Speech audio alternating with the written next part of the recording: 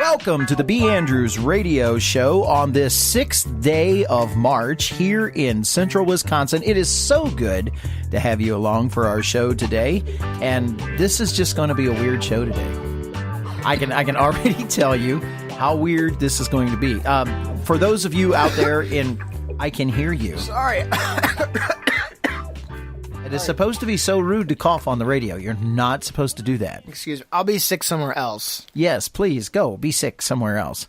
No, I can't do that because I need you. On this side of the microphone talking to you, I am Eric Hambrock. I am a member of the B. Andrews Band, which is why we call this the B. Andrews Radio Show. But I am only one of two because over on the other side is the hostess, Maximus John.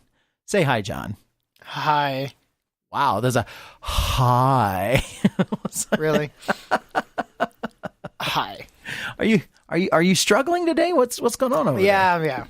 Everybody's struggling today.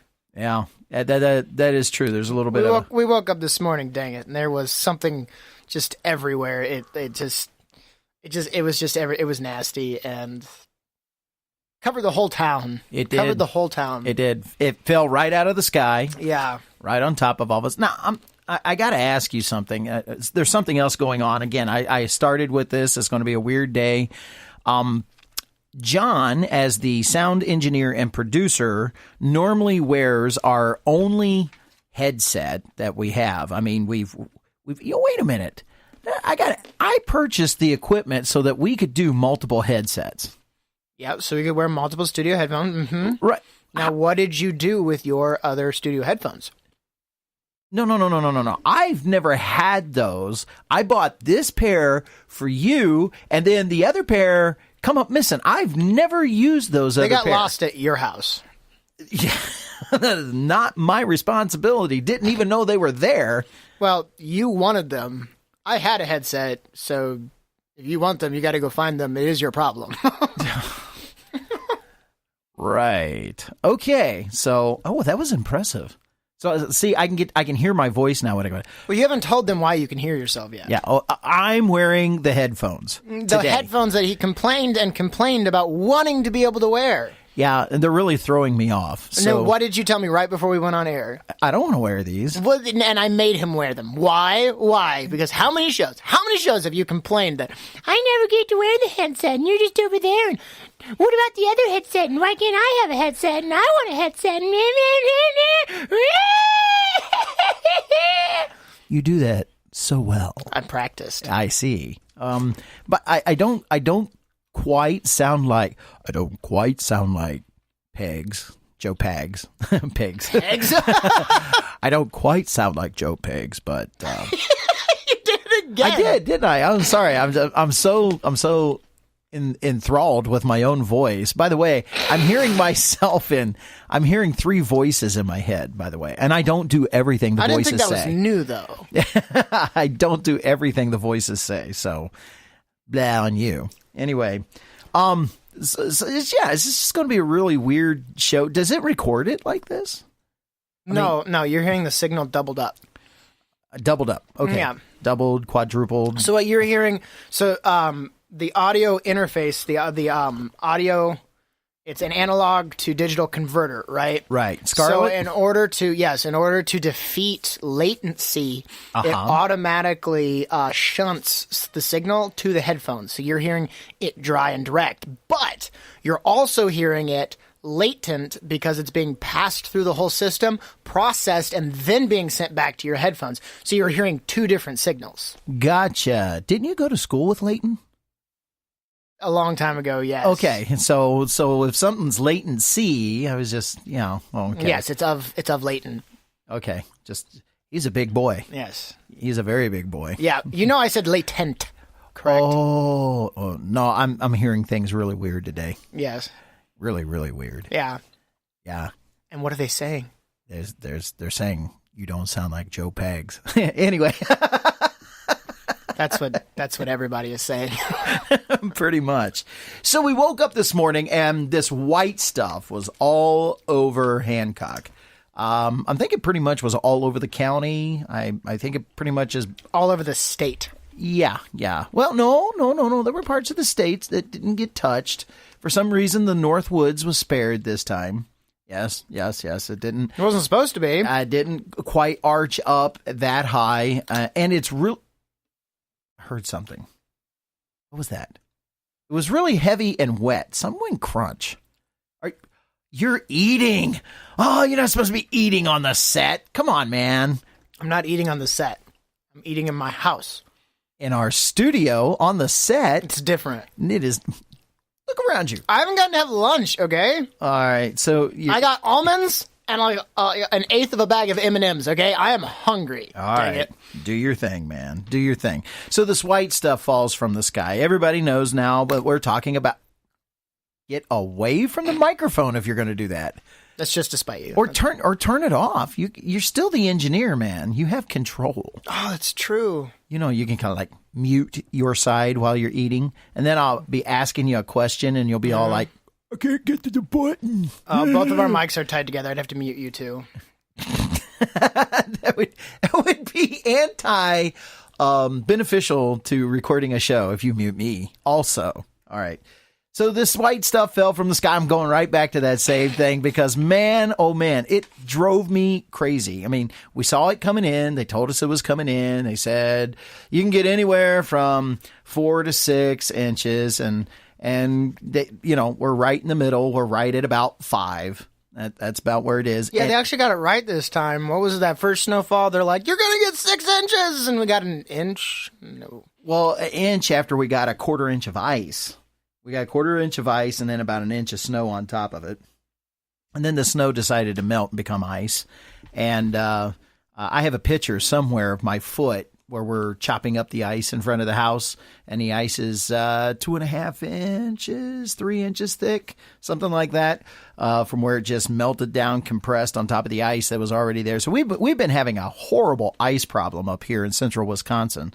But today, let's go back over the past 3 days have been really good. The ice has been melting. The glacier in front of the glacier in front of our house has been going away. So that's kind of nice. And then all of a sudden today we got 5 inches of snow. What's up with that? I mean, come on, man. Is that your best Seinfeld? I mean, come on. I wasn't thinking of Seinfeld when I did it, but hey, if it works, I'll take it. I was okay. Like, so what's up with that? I'm serious. And so I get out with the shovel, and then it's like 1 scoop of shovel is equal to 1 ton. This stuff is heavy. And yeah, heavy packing wet. Yeah, it is super heavy. Having a hard time moving it, and it's just driving me nuts. And so it's okay, God. Me and God, we're having a little talk while I'm shoveling this snow. Okay. And it kind of goes something like this. Okay, God, it's March 6th. Is this good enough, right? This is going to be it, right? And you know what I got in return? What?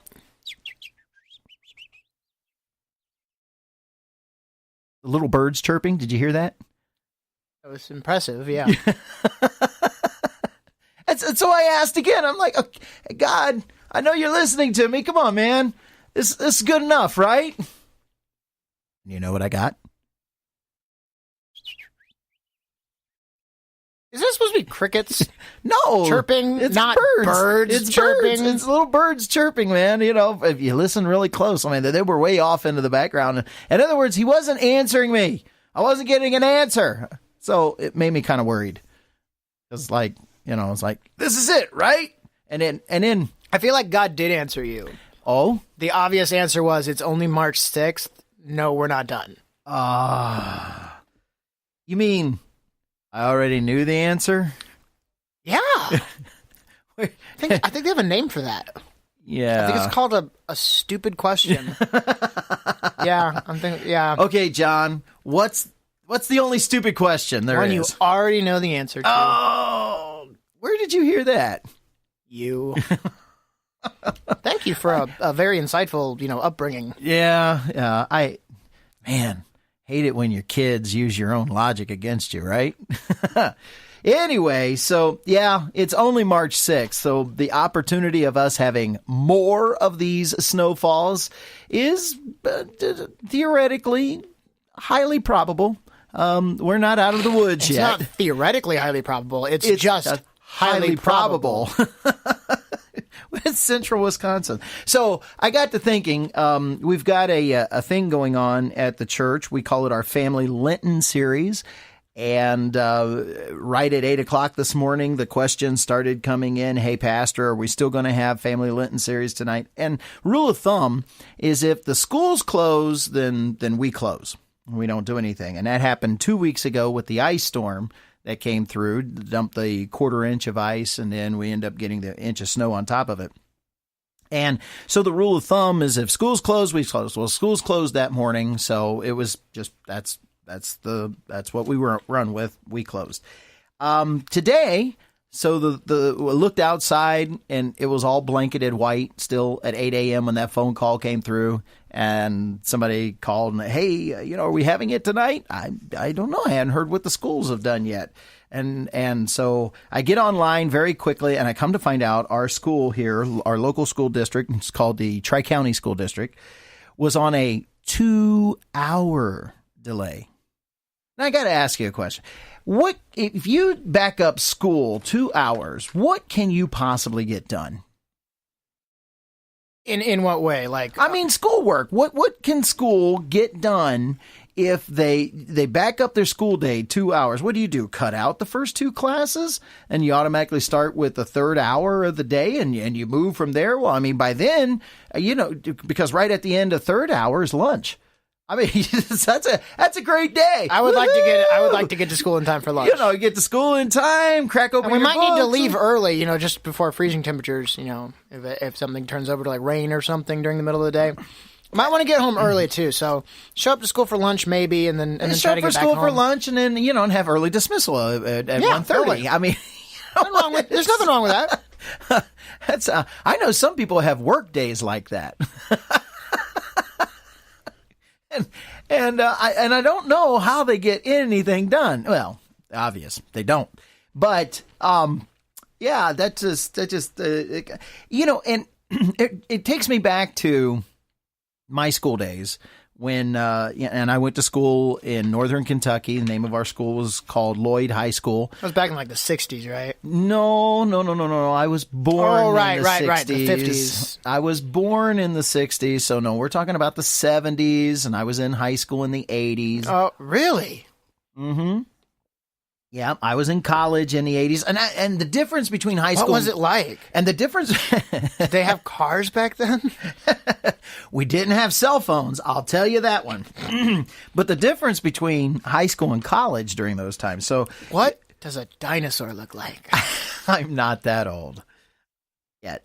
Anyway, so getting older is not going to make you know what a dinosaur looked like anymore. You don't like grow old back in time. Like, well, don't worry. When I get old enough, I'll know what a dinosaur looks like. Well, yeah, you know why? Because we'll both be buried in the same places. Oh, there you go. Well, while you're down there. I'll take a picture. Okay. Anyway, so when I was in high school, a souvenir would be nicer. I'll get you a bone. Or do you want an oil well? Oh, yeah, we'll take that. The gift that keeps on giving. Yeah. But while you're down there. So we got... when I was in school, we'd go through the things where you'd listen to the radio in the morning. Jim Scott in Cincinnati would be on, or trying to think of the guy on WKRC radio back then. And yes, for those of you that wondered if WKRC in Cincinnati was the same as WKRP, that was the radio station that they were kind of playing off of.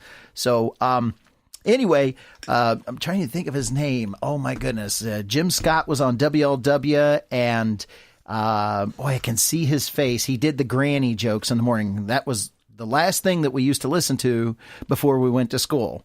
And after Granny would do her joke, and then he would. That was IP Daily, right? We would take it off, and no, it wasn't him? Just don't go there.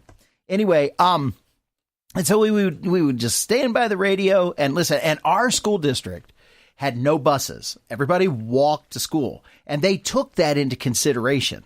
So if it wasn't deep enough that you couldn't walk to school, we had school. All the rest of them, because of the buses and all that kind of stuff. So you'd get 2.5 inches of snow. They're calling off school. Yeah. We're still going. Yeah. Uphill, it drove right? me. Oh, both ways. Both ways, yeah. Dude, I am not kidding you. Because we didn't have buses, we were the last school district. If you don't believe me, just ask Pam.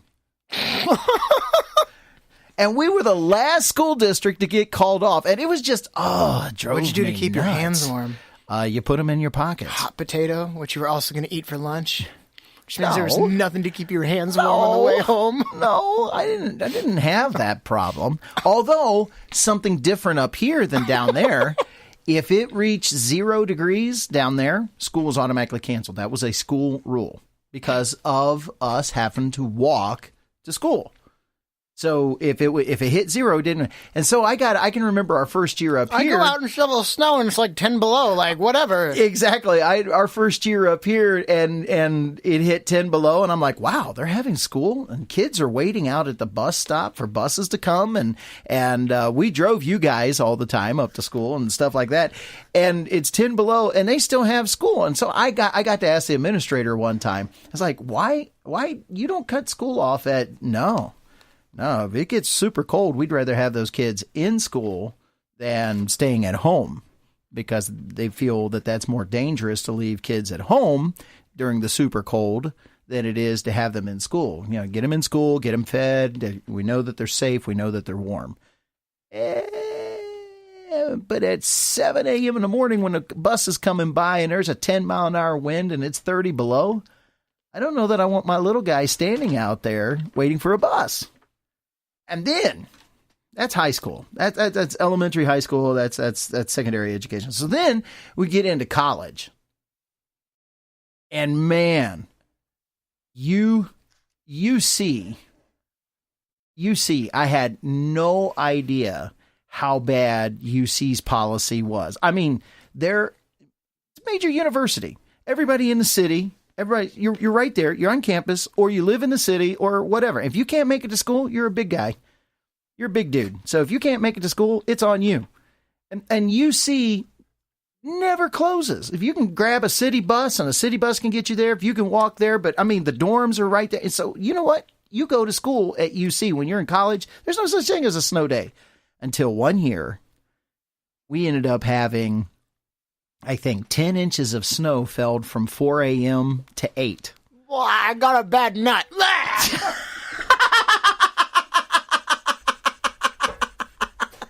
Everybody, it was hilarious. I looked up and John is like gagging. It deserves you right for eating on the air, man. Oh, that is so nasty. I'll come back and I'll tell you about UC in just a minute. You go have a coffee break and we'll talk about this. Hey, if you want to be a part of the show, connect with us on Twitter at @BAndrewsBand, all lowercase, BANDREWSBAND, or IM us at Facebook by going to B Andrews. That's first name B, B-E, last name Andrews, ANDREWS.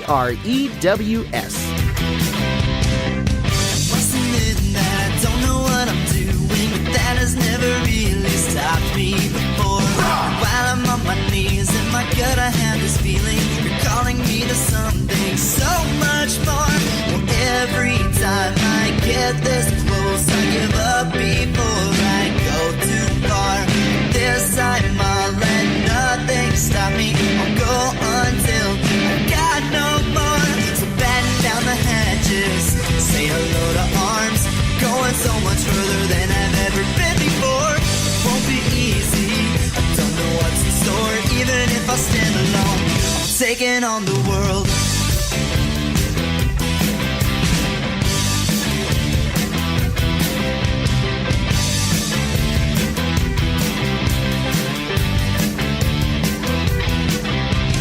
When it comes to this, Lord, I'm something of an expert. I've been on my knees 100 times before.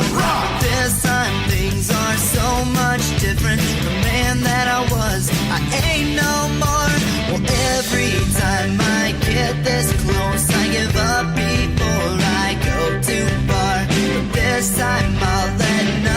Welcome back to the second part of the B. Andrews Radio Show, the second segment, the segment where I sing, found a peanut, found a peanut, found a peanut just now. You know, so we can get to the verse that says, it was rotten, it was rotten. Yeah, there were almonds, thank you, and I've switched over to eating my M&Ms now. Have you ever gotten a bad M&M? I don't think these things can go bad. Oh. Which maybe is a bad thing. The candy that melts in your mouth and not in your hands. How do they make it do that? What the candy shell's for. Ah. That also slightly tastes like rubber. I think there might be a correlation. There might be. The candy that melts in your stomach and not in your hands. We can't even get it to melt in your mouth now. Anyway, when we were last on, in our last segment, we were talking about going to college and college not having snow days. And then the very last, when I was at the University of Cincinnati, they had their first snow day because we got 10 inches of snow from 4 a.m. to 8 a.m. in the morning. And it made me mad because they said, UC never closes. UC never closes, right? So I had that mantra pounded into my head. That morning, I get up. And I was staying with my grandmother in Cincinnati. She lived about a half a mile from the university, maybe a mile, if you know how to cut up and through and all that kind of stuff. And I did. And so, well, I did. And so you cut through that way, and I got there. And I mean, it's hills. You know about the hills in Cincinnati. Oh, yeah. So steep. They are. Especially heading down to where my grandmother lived, just down the hill from UC. And I trudged through this snow. So deep. I made it to class. And when I got there, it's like ghost town. And yet it's 36,000 plus people in this little tiny area. And yet it's like ghost town. Nothing's going. There's barely a city bus moving, blah, blah, blah. But I'm there, and I'm so mad because then I go walking out, and somebody finally tells me, by the way, they closed campus today. I'm like, no, UC never closes. So it is things that irritate me. So terrible. It irritated me. Tell John all of that. Why couldn't they have got on? I'm listening to the radio in the morning. They could have gotten on the radio and said, by the way, UC main campus closed today. I would have stayed at home, made me some hot cocoa, spent some time with my grandmother, who I was living with. We would have had a good day. You would actually finish that assignment that was due? Probably. Anyway. No, that still wouldn't have happened. Well, I could have waited until the snow cleared, and I would have gotten up to the library later on that day if I hadn't played around, and I would have probably gotten the assignment done later in the day. Maybe.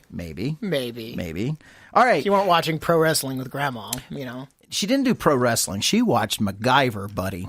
She was a MacGyver fan from the word go. Okay, that just sounds wrong in these headsets. Okay, settle down.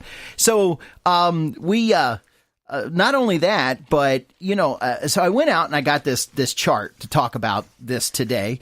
And on the top of the chart, right here. Well, people, he's got a chart. Right here on this paper. See, now you know what it sounds like when you do that like, in my ears, and it's really annoying. No, that's not annoying. I'm letting everybody know. It's a real chart. It's right here in my hands. Okay, everybody. How do we know that? that's not just a piece of tinfoil, huh? That is not tinfoil sounding. It doesn't even come close to tinfoil sounding. Anyway, it says right across the top of it, how much snow does it usually take to cancel schools? All right. And where we are here in central Wisconsin, we're right on the edge of it taking between 12 to 24 inches in order to cancel school. But the whole upper tier of the United States, Montana, North Dakota, top of Minnesota, top of Wisconsin, across the Great Lakes, over into the other northern tier on the other side of the Great Lakes, looking at Vermont, New Hampshire, and Maine, starting there. And that does not include Idaho, Oregon, and Washington. So start at Montana and go all the way across the northern tier. Takes between 12 and 24 inches of snow in order to close school. Now, interesting fact. I am told, oh boy, I'm going to say fact and then say I am told. So there is a possibility of a misunderstanding. That is here. an excellent catch, though. Yes, I see that now. But I am told that the University of North Dakota has a preparation for this. They are prepared for heavy snow. So I told you my little story about the University of Cincinnati, and here it requires 12 to 24 inches of snow to shut down schools in those areas. The University of North Dakota, all of their buildings are interconnected. I heard that. I'm eating M&Ms. I'm hungry. Get that away from the microphone. They are interconnected by underground tunnels from the dorms to the buildings where they go to school. To the school buildings. There you go. That is awesome. Underground tunnels? Underground tunnels. Secret underground tunnels? No, they're not secret. They're made so that the kids can go to school without missing any school days at the University of North Dakota. That also kind of sucks. So they want them to be very much aware of the tunnels. Wait a minute. You can get 24 inches of snow and still walk to school. Especially if you're literally on the campus with all your classes. It's very hard to move things around. So unless you're a midget, in which case you should get your 6'4" friend on the basketball team to put you on your shoulders and take you to class. That'd be kind of awesome. I think go for the 6'8" dude. I had a 6'4". Piggyback ride! That's right. Just jump in his backpack at that point. That'd be kind of cool. Yeah, you see a little dude's head sticking out of a backpack. But now I kind of wish I was a midget. Pretty awesome. There's benefits and downsides. So anyway, well, that's not necessarily unique. Northern Kentucky University. My dad used to work there, Northern Kentucky University, and they actually have tunnels that take you from school building to school building at Northern Kentucky University. I know. There were times I would go to work with my dad, and we would run around in those tunnels, and you'd pop up in this building and then go all the way down to the sub-basement, hit the tunnels, and then you'd shoot over to this building and then pop up there, and he'd need to go check out because he wasn't maintenance. He was part of the power plant, and there were times that the steam driven stuff that would do energy, the steam lines would set off alarms or whatever, and he'd have to go check alarms in the different buildings that were built. And the way that they run around and get around those buildings without having to come out and go through is to hit all these tunnels that would connect building to building to building, and they'd hit these tunnels and boom, pop up, and there's the alarm that he'd need to take care of, and he's like, hey, come with me. And then, well, another thing that was really cool is they had these electrical carts that you could actually drive through these tunnels. They were big enough, so if you needed to have tools or equipment or whatever, you could put them in the back, and so that's where I actually learned how to drive. And it was a lot of fun. You push down, and he's like, go ahead, you can drive me over there. This was cool. It was cool. You keep giving me dirty looks every time I reach for some M&Ms. Well, reach for an M&M and let everybody listen. Everybody, listen. Watch this. That's him eating on the radio. Do you know what I have here, everyone? You're not. This is a real bag of M&Ms. This is a real bag of M&Ms, but you can't have one. Somebody's going to reach through the radio and smack you. There's going to be that gal out there that is really craving M&Ms, and she's going to reach through the radio and smack you. And take one, too. Go get you some M&Ms. You know what? You've had a hard day. You deserve them. Seriously. We know what you've been through. You deserve it, okay? Treat yourself. All right. Treat yourself. There you go. So anyway, let me just figure. How much time do we got? We got about 50 seconds. We're going to break. Oh, I got 50 seconds. Oh, man. Okay. Let me do this really quick. You know what? No, let's just go ahead and go to break. When we come back, let me tell you the states where the kids get more school days due to snow closures. So you're listening to the B. Andrews Radio Show. Get a refill on that cup. You may find this very interesting. It's got a great groove going on. Yeah.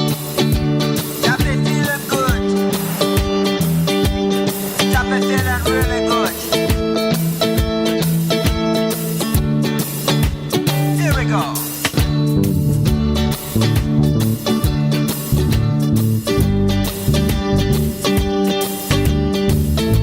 I'm just sitting here and enjoying the shade.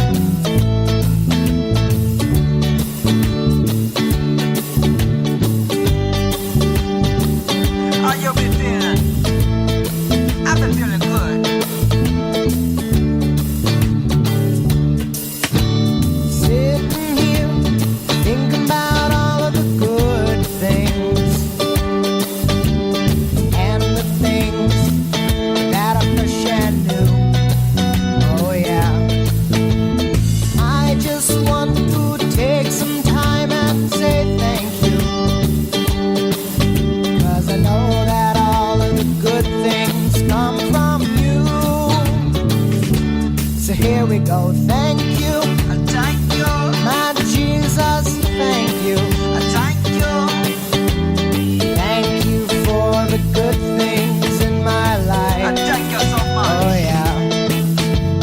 Thank you, Thank you. my Jesus, thank you. Thank you. Thank you for the good things in my life.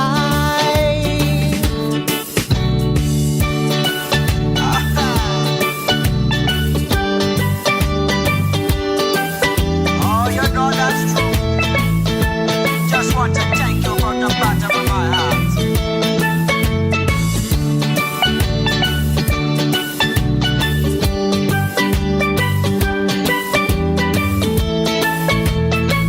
Welcome back to the third and final segment of the B. Andrews Radio Show. When we left you, John wasn't laughing, but he is now.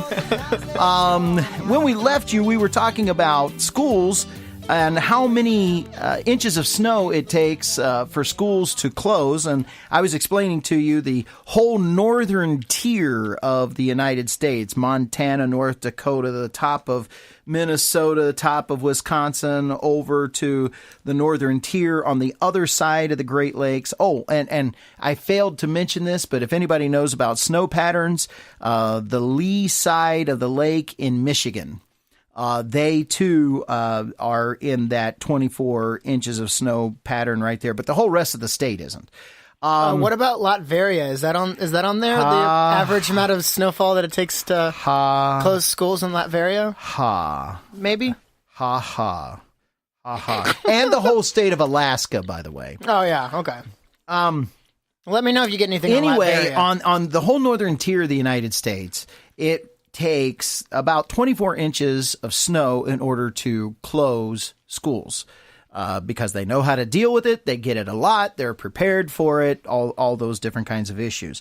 So it brought up the question to me with the idea of which states actually close school the most. And so I thought about that question, and I went and I looked it up. And this is what I came up with. The schools, and there are, by the way, only 18 schools reported. So I don't have a full 50 states here, only 18 schools reported. And out of those 18 schools that are 18 states that reported their school closures, the top 3 states, and they're put in one category, 40, they average closing school 40 to 50 days a year. 40 to 50 days a year, are Oklahoma, Kentucky, and Ohio. Guess which one closes the most out of those 3? Each one of them average between 40 and 50 days a year, but guess which one closes the most? You told me already. I told can't you. Answer. Okay. Go ahead. Tell them what I told you. Go ahead. I think you said Kentucky. Kentucky does, right.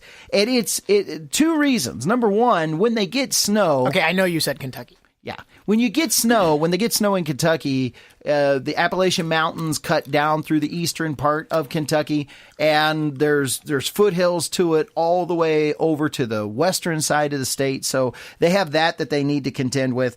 But the number one reason that they actually have to close school that often in Kentucky and I know this for a fact because I used to live there, is that one of the governors, this is all the way back to the early 1990s. This isn't just something you were told. No, you know this one. I've experienced this for a fact, that the governor that was there during the 1990s sold off all of the state's emergency snow removal equipment. Because, and there was a long stretch of time where they weren't using it. So it's a waste of money. The stuff is just sitting there. It's rusting. Yeah, and never going to need that again. Never going to need that again. So he sold it off. And so consequently, it's pretty tough. The second group, the second tier of states close on an average between 20 and 30 days a year are Nebraska, New York, North Dakota, Iowa, Kansas, and the District of Columbia. Pensies. The District of Columbia is the one that gets me. That area is so compact. And they close between 20 and 30 days a year. By the way, District of Columbia is right on the 30. That's their average, is 30 days a year. And I'm thinking, they're so compact. You're telling me the kids can't get to school? You really have to close school for that? Well, the next tier is between 10 is between I crossed over. I'm sorry. Let me redo that. The schools that is no. I did that wrong. Scrap. Is the schools that close between 20 and 30 a year are Virginia, Nebraska, and District of Columbia. Schools that close between 10 and 20 times a year. Now it's getting lower. I put some in that category I shouldn't have. New York, North Dakota, Iowa, and Kansas. They close between 10 to 20 days a year. That makes a lot more sense. I'm like, people don't Iowa are closing school that much? Really? Yeah. And Iowa is because they have rolling hills in certain sections of the state. And because of that, it makes it a little treacherous if they start getting 20, 30 inches of snow. Get the buses out there and so forth. And 0 to 10 times a year, Idaho, South Dakota, Montana.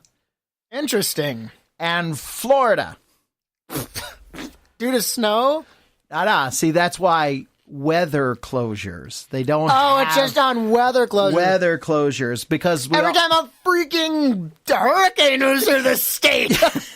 Right. That's the problem, because if hurricane season extends past October and school starts in August, then you got 2 or 3 months that's still in hurricane season. And by the way, the average is only 5 days. 5 days. See, I don't think I want to live in a state where it's like, well, we're going to close school today because we have a storm coming in. And if the school's still here afterwards, then we'll reconvene on Monday. I don't really want to live in a state that's like that. Well, we're not necessarily getting any better up here. I mean, we're so deprived of having that national coverage, right? Hurricane moves in. This hurricane is Alex. This hurricane is Beatrice. This hurricane is Cassandra. This hurricane, where they name these massive storms. Dean. Watch out for Hurricane Dean. So they're starting to name our snowstorms. I do think it's a little bit of a jealousy thing. It is a jealousy thing because, they have Hurricane Katrina. Okay, well, we had Snowstorm Sam. Oh, no, it's Snowstorm Sam. It's snowing like it always does. So we got to name it this time of the year. Because it could be so horrible. Everybody run for your lives. It's Snowstorm Sam. Guess what's going to happen? It's going to snow like it usually does at this time of the year. And we're going to pull out our snow blowers and it's just sand trucks. It's just kind of sad because we're just so look, it's not going to knock over any building. It's not going to go like. Do you know how many people were delayed because of Snowstorm Sam? I mean, you know how many car crashes there were? Well, now that you knew it was going to snow and you probably should have just stayed home. Or you knew it was going to snow and you couldn't do 70 down the interstate, but you wanted to, so it's just, let's face it. It's what's going to happen. I mean, You'll do 70 Look on out ice. for snowstorms, Sam. You'll do 70 degrees. You'll do 70 miles an hour on ice. You'll get what you'll get, my friend. No, it's oh, I don't have any brakes. Well, duh. You don't stop on ice, and snow is not all that easy either. All right. Well, you know what? Enough of my rant. Yeah. You know what it's time for? I think it's time for a little good news. I think it's time for a little good news. Well, you know, it's time for a little good news. And let the sun shine through for me and you with some good news.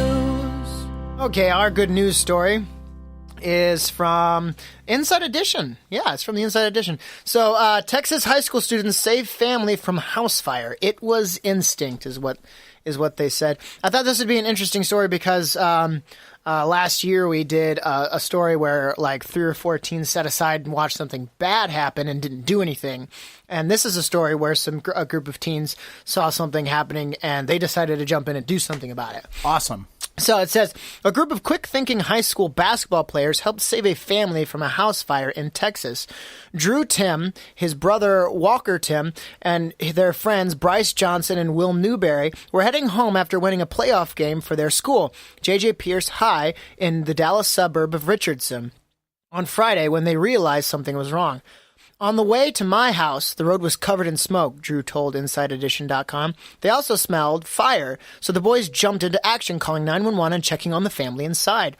I went up to the door and saw there's this kid. They're just kind of walking back and forth, and he didn't really know what was going on, Drew said. He said the children inside the home had autism and were unable to process what was going on, so he decided to try to alert the other occupants that there was a fire. Apparently, I woke the mom up when I was yelling to see if anyone was okay, knocking, Drew said. Drew, Walker, and Bryce helped get the family and their pets out of the home as the flames spread, while Will directed a 911 dispatcher to the fire. I got the dogs and kids across the street to the neighbor's house, Walker said. It was then that the teens realized one family member was missing.